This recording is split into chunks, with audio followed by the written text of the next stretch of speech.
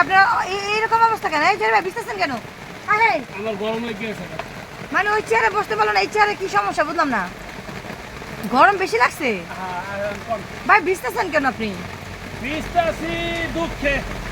কিসের দুঃখ ভাই? আপনি তো খালি খান, খাওয়া দাওয়া তো কোনো সমস্যা নাই। কে? চিড়িয়াখানার ডালে অনেক কিছু খাইছিলাম। খাইয়া কি পেট গরম হয়ে গেছে?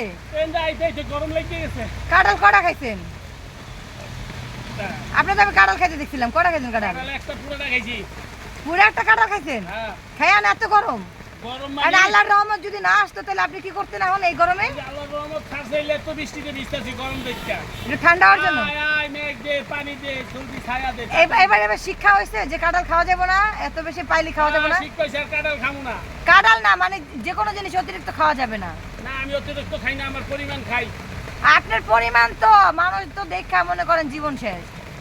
এই আমার শাশি কিন্তু খাইতে কইছে বেশি। আপনি একাই তো 20 জনের খাবার খেয়ে ফেলেন। বলেন আরেকটা কথা আছে। কি? আমার ডালিম কইছে বেশি বেশি খাইতে। আপনি ডালিম কেডা? ওই যে কালসি থাকে। এটা কি ডালিম? ডালিম ডালিম ডালিম? ডালিম তুই ডাকেন। ও আপনি ডালিম করে ডাকেন? হ্যাঁ। তো এই যে শুনলাম কুলসুম নামে একজনকে ভালোবাসেন আপনি, এটা কেডা?